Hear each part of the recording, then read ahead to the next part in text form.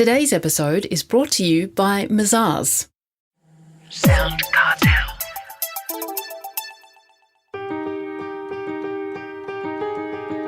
From SoundCartel, I'm Nicole Goodman, and this is Business Essentials Daily.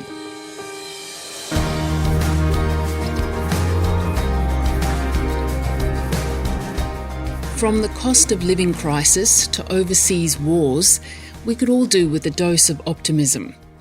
Well, as we head into the new year, Victor Perton can help provide just that. But he believes it starts with you, and you can change the way you look at the world and the perspective on your life. Just take a moment, he says. Cherish what you have and be thankful for those around you. It's good for you and good for business. Victor Perton is a former Victorian State Member of Parliament, solicitor and businessman. Today he's COO, that's Chief Optimism Officer, at the Centre for Optimism, where he advises organisations around the world on how to be more optimistic. So what is optimism? Victor is talking to Chris Ashmore. Optimism is a state of mind, not a state of the world.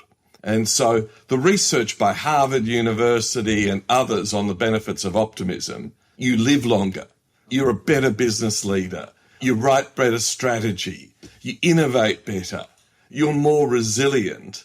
And it's that notion, optimism isn't a belief that there's a silver lining in every dark cloud. Bad stuff happens, but it's a belief that good things will happen, that things will work out in the end. And I don't know if you're old enough to remember John Lennon, Chris, but John Lennon famously said, and if it hasn't worked out, it's not the end. So this is the time for business people to summon up that optimism. And, seriously big businessman, Dominic Barton, now the chairman of Rio Tinto, the world's biggest mining company. I interviewed him when he was the global head of McKinsey, the big consulting firm. And I interviewed him about the qualities of Australian leadership. And he said to me, every great leader I have ever met is infectiously optimistic. But it's not the big man or woman standing at the podium. It's the person who can unlock the optimism in the team. And if I give you a little example, Chris, I did an event for a business in the CBD that was having trouble getting its workers back to work. And I went round the room asking people what makes you optimistic, and it was on Teams. And one lady said, my garden and my pets. We're all thinking, well, she doesn't want to come back to the office. So I said, well, what are your pets? And she said, a dachshund, a canary and a rabbit. And I said, does your rabbit live indoors like ours does? She said, does yours watch television too? And I said, ours even switches off the TV when Rick Stein starts a rabbit recipe. Now, everyone laughed and laughed, but the boss got what I was doing. He said, I've never talked to this lady about her garden or her pets. So the businessman who employs people, has wide contact with customers and stakeholders, you want to harness the optimism around you. You want to surround yourself with optimists. And the best trick in the book is when you've got a meeting, ask what's making other people optimistic. Well, any kind of mood, whether it's pessimism or optimism, it can be contagious too, can't it? Utterly contagious. And that's why one of the things I love teaching people, and it's really one of the things that has been wonderful for me this year, is I've focused on teaching people in Australia to get rid of the question, how are you? Our typical greeting is, g'day, how are you? Hello, how are you? And the typical response is, not bad, not too bad. Or something equally dismissive. So just think of the hundreds and thousands of conversations you've had or your listeners have had, and you just slap your forehead thinking, what a waste. And so I've really been training people to get rid of that question and replace it with what's been the best thing in your day. And I had a bloke tell me the other day, he said, 80% of my conversations now start with a good story. And so it doesn't matter whether you're behind the cash register, you're talking to people on the phone or the street. That question, what's been the best thing in your day, brings out the best in most people. Don't ask anyone, how are you? Ask what's been the best thing in your day, and you will find almost every conversation improves. Whether you're pessimistic or optimistic, does it actually really matter when you're dealing with the day-to-day business stuff? How can it help in practical terms, being optimistic? There's a lot of research on this. The optimistic salesperson outsells the pessimist by a set of multiples. Because it's all about persistence, isn't it? You make that first call, they don't pick up the phone. You send your email, they don't answer you. You've got to keep going in the face of rejection or the face of someone ignoring you. So in the sales space, it's crucially important. And you just think, you go into a cafe or you go into an office and the receptionist or reception man, greets you with a smile. It lights up your day. And it's a business you want to do business with. But, if they're sort of looking down at their iPhone and, hello, what do you want?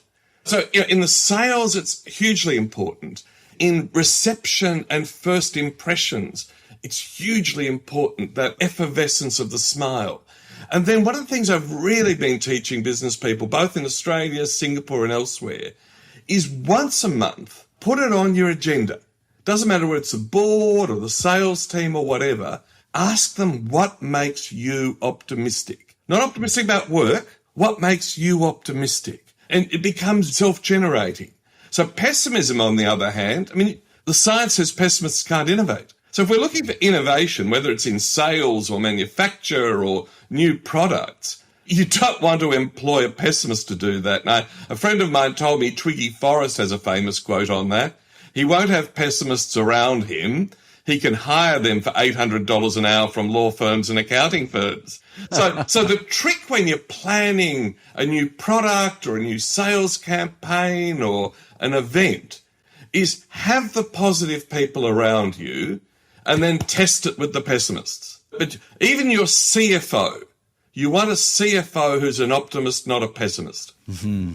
Can you fake it? Should you fake optimism? Yeah. Fake it till you make it. Look, one of my favourite quotes on optimism comes from a friend of mine who is the professor of molecular psychiatry at Deakin University. And she took 18 months to answer my question, what makes you optimistic? And she woke up in the middle of the night and sent it to me. And she said, optimism is the evidence of dreams not yet realised. Uh-huh. And her theory is that, pessimism and optimism come from different parts of the brain. The optimism tends to come from that bit, which is joyful and happy and joke-telling and smelling the roses. And pessimism comes from, the area where it's fear and I'm scared and I'm worried about uncertainty. So her theory is that each of us carries a little bit of both. And, when anyone tells me, look, I'm a bit scared or I'm a bit afraid, so that's normal. The optimist can be angry. The optimist can be frustrated. The optimist can be driven nuts by being stuck in a 2-hour traffic jam. But the important thing is knowing it's going to work out. So it matters a lot. In terms of business success, there's no doubt that the most successful businesses are led by optimists. And you can build it up. It's not, one of the things I do with people is an exercise called My Best Self. And you take a glass of whiskey or a beer or a wine or a cup of tea, and you spend 5 minutes imagining yourself in 5 years' time. In my case, hopefully, the diet will have worked and I'm a bit thinner, and you imagine that family, and your daughter will be 18 then, and everything's going to work out. And then you spend 10 minutes writing about a day in your life in 5 years hence. And when you share that vision of yourself in 5 years' time, it has even greater power. So if you imagine in 5 years' time I'm going to be on holidays in Venice, or in 5 years' time I'm going to be in the studio interviewing some famous businessman or woman, we're likely to make it come true. So I think if people can infect almost every conversation with the best thing or something joyful, thinking practically about business, they will sell more, they will produce more, their workers will work better. And that's what you want. You want to be infectiously optimistic, but also magnetically optimistic, drawing people to you. And if business people can think about that, 2024 is going to be a very good year, as Frank Sinatra sang. That was Victor Perton, COO of the Centre for Optimism.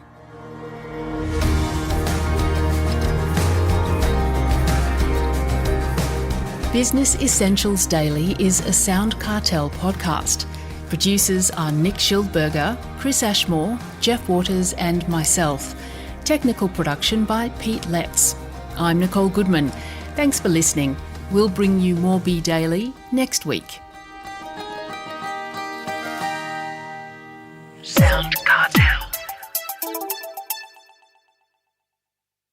This episode was brought to you by Mazars. To find out more, visit mazars.com.au. That's mazars.com.au.